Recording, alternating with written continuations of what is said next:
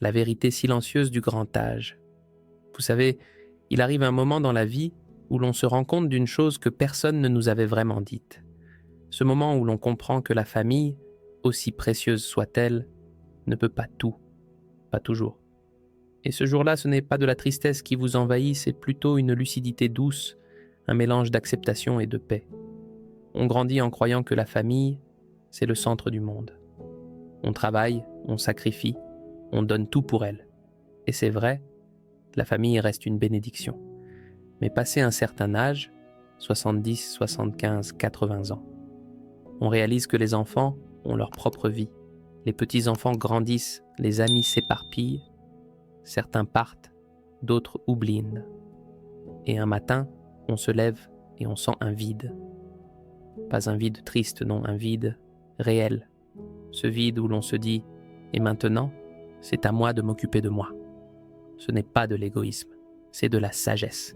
Parce qu'à ce stade de la vie, on comprend que le bonheur et la paix ne viennent plus de ce que les autres nous donnent, mais de ce que l'on construit pour soi-même, avec ce qu'il nous reste. Du temps, de l'expérience et beaucoup de cœur. Cette vidéo ne parle pas de se détacher de sa famille, elle parle de se retrouver soi-même, de découvrir qu'il existe à cet âge 5 choses plus solides, plus durables et parfois plus bienveillantes que la famille elle-même. 5 piliers qui ne vous jugent pas, ne s'éloignent pas, ne vous oublient pas. 5 choses qui vous accompagnent silencieusement, jour après jour, vers une vie plus paisible, plus simple et plus belle. Alors asseyez-vous, prenez une respiration, laissez tomber ce poids invisible des regrets ou des attentes. Ce voyage que nous allons faire ensemble n'est pas une leçon, c'est un partage. Et peut-être qu'à la fin, vous vous direz « Oui, je peux être heureux même si la vie n'est plus comme avant. » Premier pilier, l'autonomie physique, le vrai visage de la liberté. Après 70 ans, la liberté ne se mesure plus au nombre de pays qu'on visite, ni aux aventures qu'on ose tenter. Elle se mesure en gestes simples. Se lever seul, préparer son café, ouvrir une fenêtre, marcher dans son quartier, arroser une plante. Des gestes qu'on tenait pour acquis hier, mais qui aujourd'hui deviennent des trésors. Pouvoir se déplacer sans aide, c'est plus qu'un confort. C'est une dignité. C'est le sentiment profond de garder le contrôle de sa vie. Et ce contrôle, personne ne peut le vous donner, sauf vous-même. La vérité, c'est que la mobilité n'est pas une question d'âge, c'est une question d'entretien, d'amour de soi et de courage. Parce qu'à 70 ans, le corps parle différemment. Il devient plus lent, plus fragile, mais il n'est pas fini. Non, il attend juste qu'on le traite avec respect, avec patience, avec attention. Je me souviens d'un homme que j'ai rencontré un jour dans un petit parc. Il s'appelait Marcel. Il avait 78 ans. Tous les matins, à la même heure, il marchait avec sa canne, qu'il pleuve ou qu'il fasse chaud. Un jour, je lui ai demandé pourquoi il continuait, malgré la douleur visible dans ses genoux. Il m'a regardé et m'a dit « Parce que si j'arrête, je deviens prisonnier de ma chaise. Et moi, je veux rester libre jusqu'à mon dernier souffle. » Cette phrase, je ne l'ai jamais oubliée. Parce qu'elle résume tout. Le mouvement, c'est la liberté. Même un petit pas chaque jour, c'est un acte de résistance contre la dépendance. Beaucoup de gens croient qu'à un certain âge, on doit se ménager, éviter les efforts. Mais ce qu'ils oublient, c'est que le repos excessif use plus que le mouvement. Le corps humain est fait pour bouger, quel que soit l'âge. Et plus on le fait, plus il nous remercie. Pas besoin de courir un marathon. Il suffit de marcher quelques minutes, de s'étirer, de soulever une bouteille d'eau, de danser doucement sur une vieille chanson. Ces gestes simples entretiennent vos muscles, votre cœur, mais surtout votre morale. Parce que quand on bouge, on se sent vivant. Et quand on se sent vivant, on retrouve la joie. La peur de tomber, de se faire mal, de ne plus pouvoir est souvent plus paralysante que la vieillesse elle-même. Mais la confiance revient avec la pratique. Chaque petit mouvement est une victoire. Chaque jour où vous marchez est un jour de gagner sur la dépendance. Pensez-y. La famille peut vous accompagner, vous aider, vous soutenir moralement. Mais elle ne peut pas marcher à votre place. Votre corps, lui, vous appartient. Et le plus beau cadeau que vous pouvez vous faire à cet âge, c'est de l'écouter et de le faire bouger. L'autonomie physique, c'est la première forme d'amour-propre, parce qu'elle dit à la vie « je suis encore là ». Et tant que vous pouvez dire cela, vous êtes libre. À 70 ans et plus, le mouvement devient votre langage silencieux. C'est lui qui dit au monde que vous existez encore, que vous refusez d'être un spectateur passif de votre propre vie. Alors, ne laissez pas la peur vous figer, étirez-vous le matin. Marchez un peu plus loin que d'habitude. Si vous tombez, relevez-vous. Si vous êtes fatigué, reposez-vous, mais ne renoncez jamais. Parce qu'à la fin, la vraie force ne se mesure pas à la vitesse de vos pas, mais à la volonté de continuer à les faire. Et vous savez ce qu'il y a de merveilleux dans tout ça ? C'est que plus vous entretenez votre corps, plus il entretient votre esprit. Votre mobilité devient votre indépendance, et votre indépendance devient votre paix. Ce premier pilier, c'est le socle sur lequel repose tout le reste. Parce qu'un corps en mouvement, c'est un cœur confiant, un esprit clair et une âme qui n'a pas peur de vieillir. Deuxième pilier, la simplicité financière, la paix du portefeuille clair. À 70 ans et au-delà, beaucoup de choses changent. Le corps ralentit un peu, les priorités deviennent plus claires, et les besoins réels se séparent enfin des désirs inutiles. Mais il y a une chose qui, souvent, reste une source d'inquiétude silencieuse. L'argent. On n'en parle pas toujours ouvertement, mais les soucis financiers pèsent lourdement sur la paix intérieure. Pas forcément parce qu'il en manque, mais parce qu'il est devenu compliqué de le gérer, de le suivre, de le comprendre. Trop de papiers, trop de factures, trop de démarches, trop de peur d'oublier un paiement ou de se faire avoir. Et à ce stade de la vie, ce n'est pas le montant sur le compte qui détermine votre sérénité, mais la simplicité avec laquelle vous gérez ce que vous avez. Avoir des finances claires, c'est comme ranger sa maison. On se sent plus léger, on respire mieux et surtout on dort mieux. Or, beaucoup de personnes âgées vivent avec cette peur cachée. Et si je n'ai plus assez ? Et si je deviens un poids pour mes enfants ? Et si je me fais arnaquer ? Ces pensées tournent, s'enchaînent, empêchent de savourer la journée. Mais cette peur ne se combat pas avec plus d'argent. Elle se combat avec plus de clarté. La simplicité financière, c'est un acte de sagesse. C'est dire « je veux comprendre, je veux décider, je veux garder la main sur ma vie ». C'est se libérer du chaos des papiers, des abonnements inutiles, des dépenses qui n'ont plus de sens. Et tu sais ce qu'il y a de magnifique dans cette démarche ? C'est qu'elle n'a rien à voir avec la richesse. Tu peux être modeste et parfaitement serein, comme tu peux être riche et pourtant prisonnier de ton argent. Je me souviens d'une dame, Hélène, 74 ans, veuve depuis presque 10 ans, elle vivait dans une grande maison pleine de souvenirs, pleine de choses, pleine de factures aussi. Un jour, elle m'a dit « Je crois que j'ai passé la moitié de ma retraite à avoir peur d'ouvrir le courrier ». Elle a fini par décider de simplifier. Elle a vendu sa maison devenue trop grande, s'est installée dans un petit appartement lumineux à 10 minutes du marché et du parc. Elle a fermé 3 comptes bancaires, résilié les services qu'elle n'utilisait plus et a commencé à noter ses dépenses dans un petit cahier. Et un jour, elle m'a dit en souriant « Je n'ai pas plus d'argent qu'avant, mais j'ai moins de soucis. » Et ça, c'est comme avoir gagné à la loterie.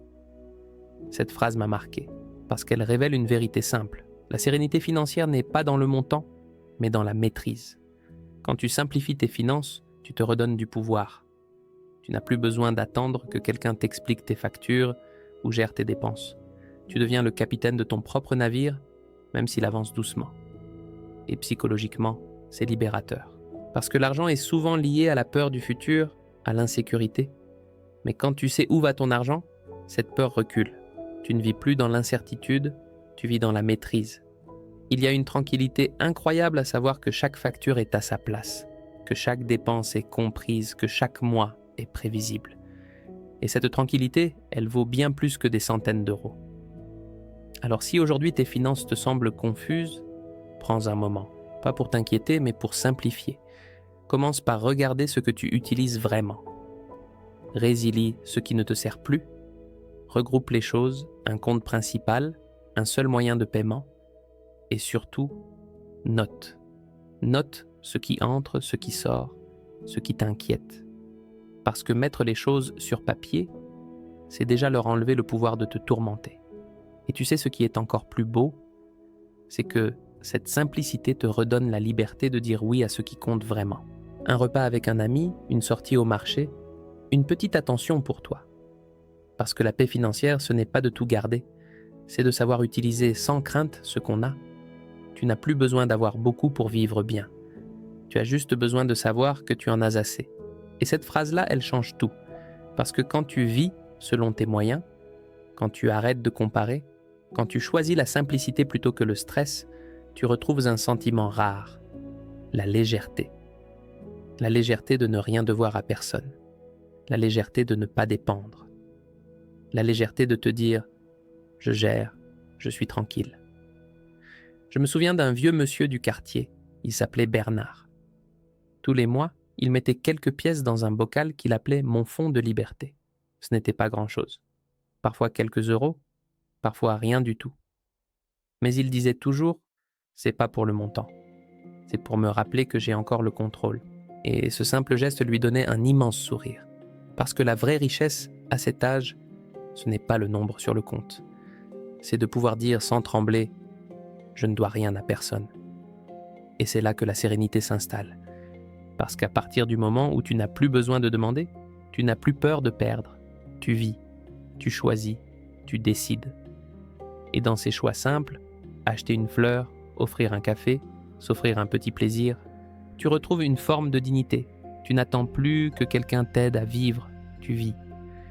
Beaucoup de gens pensent que vieillir, c'est perdre le contrôle. Mais la vérité, c'est que vieillir, c'est apprendre à contrôler moins de choses, mais mieux. Et l'argent fait partie de ces choses qu'on peut simplifier, clarifier, rendre paisibles. La paix financière, c'est le silence dans la tête quand tout est payé, quand tout est clair.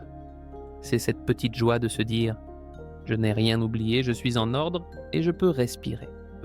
Et ça, c'est une forme de paix que même la famille ne peut pas offrir à votre place, parce qu'elle ne dépend que d'une seule personne, vous. À ce stade de la vie, la simplicité devient votre richesse. Pas la simplicité forcée, mais celle choisie. Celle qui dit « j'ai assez et je suis bien avec ce que j'ai ». Et tu sais, quand on vit ainsi, on attire une autre forme d'abondance. Pas celle de l'argent, mais celle du calme, du contentement, du sourire au réveil. Et c'est peut-être ça, la vraie prospérité à 70 ans. Ne plus courir après plus, mais savourer mieux. Troisième pilier, la routine santé. Ces gestes qui vous disent chaque jour « je m'aime encore ». À partir d'un certain âge, la santé n'est plus une question de perfection. Ce n'est plus courir vite, ni soulever des poids, ni avoir un ventre plat. Non.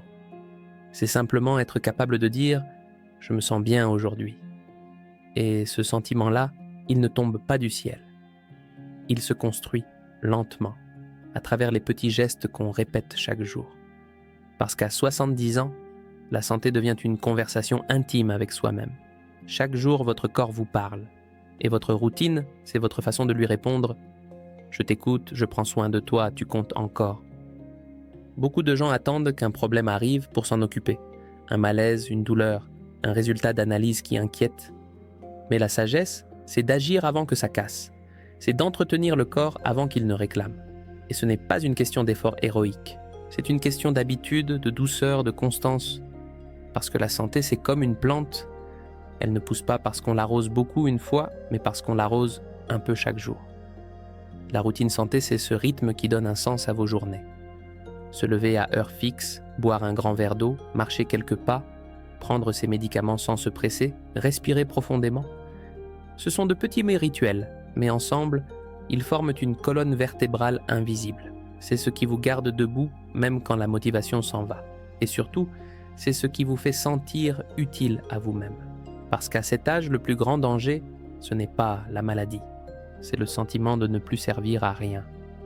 Mais quand vous prenez soin de vous, vous vous prouvez chaque jour que vous comptez encore, que vous êtes encore capable de bienveillance envers vous-même. Je me souviens de Franck, un ancien électricien de 81 ans. Chaque matin à 6 heures, il se lève, prépare son thé vert, fait 15 minutes d'étirement, puis marche autour du quartier pendant une demi-heure.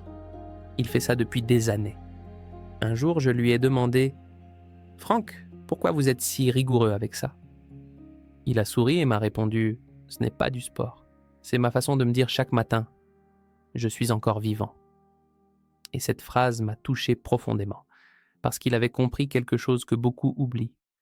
La santé, ce n'est pas une obligation médicale, c'est un acte d'amour. On croit souvent qu'il faut être motivé pour agir, mais en réalité, c'est l'action qui crée la motivation. Le simple fait de faire un geste, même minime, allume quelque chose à l'intérieur. Et plus vous le répétez, plus cette flamme devient forte. La routine, c'est ce filet invisible qui empêche les journées de s'effondrer. Elle donne du rythme, de la structure, de la sécurité. Quand vous avez une routine, vous n'avez plus besoin de vous demander « Qu'est-ce que je fais aujourd'hui ?» Vous le savez.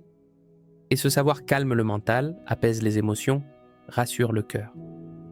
Alors, quelle que soit votre condition, commencez petit. Si vous avez du mal à marcher, commencez dans le couloir. Si vous êtes fatigué, asseyez-vous, respirez profondément.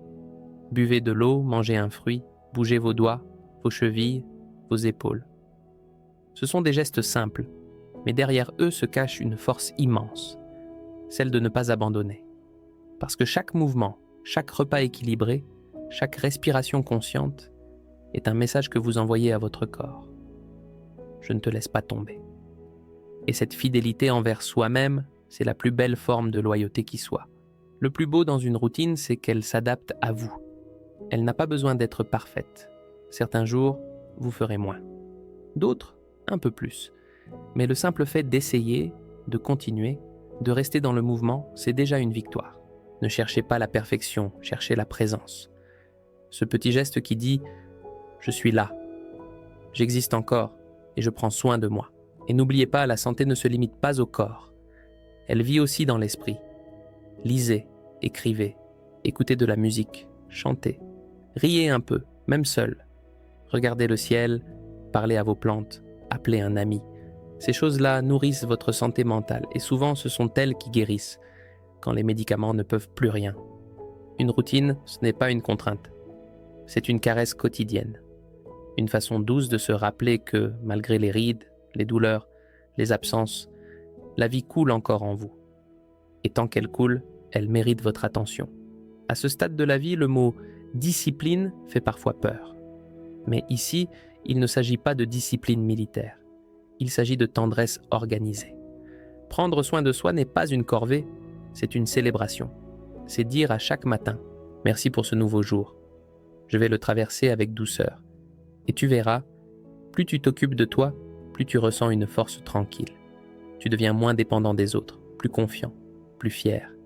Et cette fierté-là, elle est précieuse, car elle redonne de la lumière à tes yeux. Les médecins peuvent te prescrire des médicaments, les enfants peuvent t'encourager, mais personne ne peut respirer, marcher, s'étirer ou sourire à ta place. Ça, c'est ton rôle à toi. Et c'est peut-être le plus beau rôle de ta vie, devenir ton propre gardien. Alors, promets-le toi, pas pour impressionner quelqu'un, pas pour être parfait, mais simplement pour rester debout, ancré, vivant, un pas à la fois, un geste à la fois, un jour à la fois. Parce que chaque matin où tu prends soin de toi, tu réaffermis ce lien sacré entre ton corps et ton esprit. Et ce lien-là, personne ne pourra jamais te l'enlever. 4e pilier, la résilience émotionnelle, le calme dans la tempête. Vieillir, c'est un art. Et comme tout art, il demande du courage, de la patience et un peu de recul. Parce qu'avec le temps, on perd certaines choses qu'on croyait éternelles. Des amis, des forces, parfois un amour, parfois une partie de soi. Et au milieu de tout ça, on doit apprendre à rester debout. Pas fort comme une pierre, non. Fort comme un arbre, souple, enraciné, capable de plier sans se casser. C'est ça, la résilience émotionnelle. Ce n'est pas faire semblant d'aller bien. Ce n'est pas cacher ses larmes ou se convaincre qu'on n'a pas mal. C'est accepter que la vie blesse parfois, mais refuser de laisser ces blessures définir qui nous sommes. La résilience émotionnelle, c'est ce moment où l'on dit « Oui, j'ai mal, mais je peux encore aimer. Oui, je suis seul, mais je peux encore sourire. Oui, j'ai perdu, mais je ne suis pas perdu. » C'est une force douce, silencieuse, souvent invisible aux yeux des autres, mais immense à l'intérieur. Et cette force, elle se cultive, pas à travers les grandes victoires, mais dans les petites décisions quotidiennes. Se lever même quand on n'a pas envie, ouvrir la fenêtre, préparer le café, parler à quelqu'un, écrire une pensée, ou simplement respirer profondément et se dire « Je suis encore là ». Je me souviens d'une femme nommée Anne. Elle avait perdu son mari après 50 ans de mariage. Au début, elle disait que la maison lui semblait vide, que les jours n'avaient plus de goût, que même le silence était devenu lourd. Mais un jour, elle a commencé un rituel. Chaque soir, elle allumait une bougie. Pas par religion, mais pour se rappeler qu'il y avait encore de la lumière quelque part. Elle me disait, certains soirs, je pleure, d'autres, je souris. Mais chaque fois que j'allume cette bougie, je me rappelle que je suis encore en vie. Et à travers cette simple flamme, elle a retrouvé un équilibre. Pas un bonheur éclatant, non, mais une paix discrète, profonde, stable. C'est ça la résilience. Ce n'est pas l'absence de douleur, c'est la capacité de vivre avec elle sans se laisser avaler. À 70 ans et plus, la vie vous a déjà mis à l'épreuve. Vous avez traversé des pertes, des trahisons, des changements, des renoncements. Et pourtant, vous êtes encore là, debout, présent. C'est ça la vraie force, pas celle qui se montre, celle qui résiste sans bruit. Beaucoup de gens croient que la force émotionnelle, c'est ne jamais craquer. Mais non, la vraie force, c'est de craquer, puis de se réparer, encore et encore. Chaque fois un peu plus vite, un peu mieux, un peu plus doux avec soi-même. La solitude est l'une des plus grandes épreuves du grand âge. Mais c'est aussi parfois une bénédiction déguisée. Parce que dans le silence, on apprend à se connaître vraiment. On découvre des parts de soi qu'on n'avait jamais écoutées. Et on comprend que la compagnie la plus fidèle qu'on n'aura jamais, c'est celle qu'on entretient avec soi-même. La résilience émotionnelle, c'est ça. Se tenir la main soi-même quand personne d'autre ne le peut. Apprendre à se consoler, à s'apaiser, à se parler avec douceur. Parce que si tu attends toujours que quelqu'un d'autre te rassure, tu resteras fragile. Mais si tu apprends à être ton propre refuge, plus rien ni personne ne pourra vraiment t'abattre. Il y a une phrase que j'aime beaucoup. Ce n'est pas ce qui t'arrive qui te détruit, c'est la façon dont tu le portes. Et c'est vrai, parce que la vie ne cesse jamais de tester notre cœur. Mais le cœur, lui, se reconstruit sans cesse. Il cicatrise, il apprend, il continue d'aimer, même fêlé. La résilience émotionnelle, c'est ce moment où tu arrêtes de te battre contre la réalité et que tu décides de faire la paix avec elle. Tu cesses de demander « pourquoi ?» et tu commences à dire « comment je vais avancer malgré tout ?» Et ce « malgré tout » est un miracle à lui seul. Souvent, ce sont de petites choses qui nourrissent cette force. Une promenade, un sourire, une musique, un souvenir heureux, une prière, un mot gentil à soi-même. C'est en accumulant ces instants qu'on devient plus solide à l'intérieur. Et un jour, sans même t'en rendre compte, tu remarques que les choses qui te brisaient autrefois ne t'atteignent plus autant. Tu n'as pas cessé de ressentir, mais tu as cessé de t'effondrer. Et ce jour-là, tu comprends, tu as grandi à l'intérieur. Je connais un homme de 83 ans, Georges. Un jour, il m'a dit « À mon âge, j'ai arrêté d'essayer de tout comprendre. J'accueille, je laisse passer. » Et je remercie, cette phrase m'a bouleversé. Parce qu'elle résume toute la sagesse de la résilience. Ne pas contrôler, mais accepter avec grâce. Quand on cesse de se battre contre la vie, on commence à vivre vraiment. Quand on cesse d'attendre que les autres nous réparent, on commence à se soigner soi-même. Et à ce moment-là, quelque chose change. Le cœur se détend, l'esprit devient clair, le corps plus léger, et la paix s'installe doucement, sans faire de bruit. Être résilient, ce n'est pas se fermer, c'est rester ouvert, même après avoir été blessé. C'est garder la foi en la vie, même quand elle a été dure. C'est continuer d'aimer, même quand certains sont partis. Et cette force-là, tu l'as déjà en toi. Elle s'est construite à travers chaque épreuve que tu as traversée, chaque larme que tu as essuyée, chaque sourire que tu as retrouvé après la peine. Alors si, aujourd'hui, tu te sens fatigué, triste ou seul, ne te juge pas. Tu es humain. Mais souviens-toi, tu as déjà survécu à tout ce qui t'a semblé insurmontable. Et tu continues d'avancer. C'est ça ta victoire. La résilience émotionnelle, c'est comme un muscle. Plus tu la pratiques, plus elle se renforce. Et avec le temps, elle devient ton plus grand bouclier. Parce qu'à la fin, ce n'est pas la douleur qui te définit, mais la manière dont tu apprends à danser avec elle. Et quand tu atteins ce stade, tu découvres une paix étrange et magnifique, celle de ne plus avoir peur du lendemain.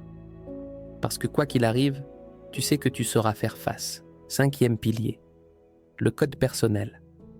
Ce qui vous tient debout quand tout vacille. Avec le temps, la vie change de couleur.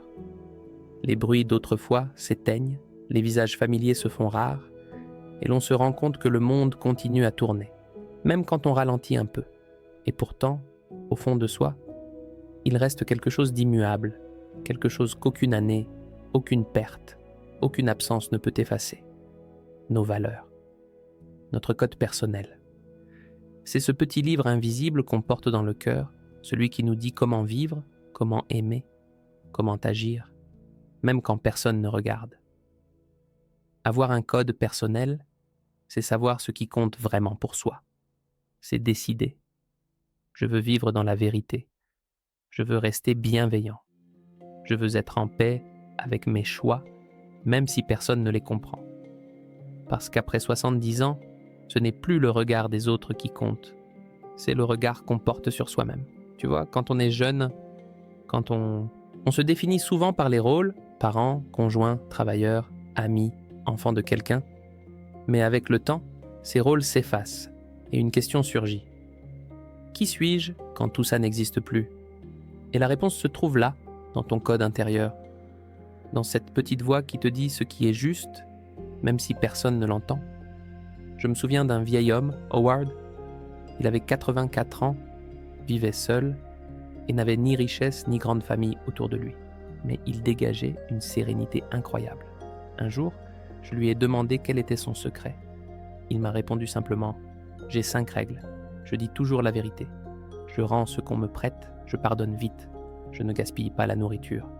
Et je dors chaque nuit la conscience tranquille. » Rien d'extraordinaire. Et pourtant, ces 5 règles, il les suivait depuis 50 ans. Elles étaient devenues sa boussole, le fil rouge de toute son existence. Il m'a dit « Je ne suis pas parfait, mais je suis fidèle à mes principes. Et ça, c'est ma paix. » Et tu sais, cette phrase, je crois qu'elle contient une vérité que beaucoup cherchent toute leur vie. La paix ne vient pas d'avoir tout réussi. Elle vient d'avoir vécu en accord avec soi-même. Un code personnel, c'est comme une encre. Quand tout autour de toi bouge, les gens, la santé, les saisons, cette encre te garde stable. Et tu n'as pas besoin d'en faire un grand discours. Ce sont souvent les valeurs les plus simples qui font la plus grande différence. La gratitude, l'honnêteté, la compassion, la modestie, le respect de soi. Quand tu vis selon ces valeurs, tu n'as plus besoin de l'approbation des autres. Tu n'as plus peur du jugement. Tu marches droit, même seul. Et cette droiture, c'est la plus belle forme de liberté. Beaucoup de personnes âgées disent « Je n'ai plus rien à prouver ». Et c'est vrai. Mais ce qu'on oublie de dire, c'est que c'est justement maintenant qu'on a la plus belle chose à vivre, la cohérence. Être cohérent, c'est dire ce qu'on pense, faire ce qu'on dit et être en paix avec les deux.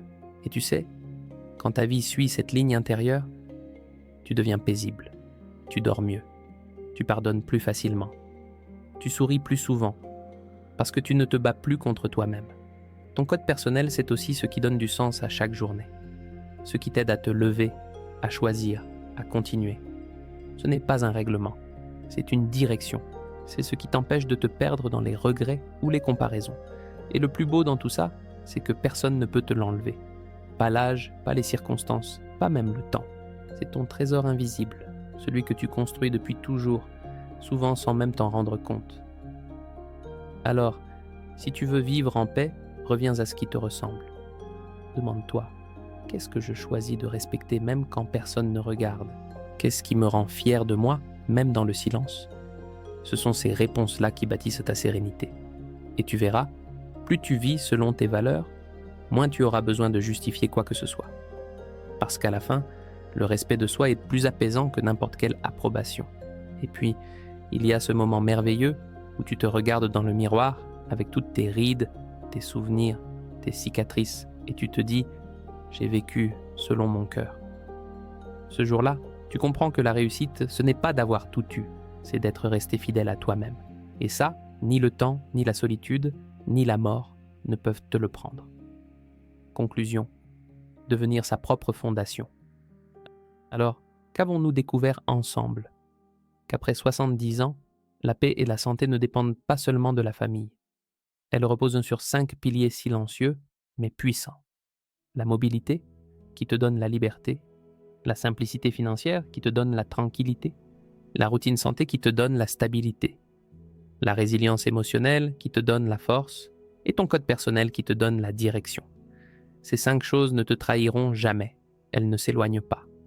Elles ne vieillissent pas comme le reste. Elles grandissent avec toi.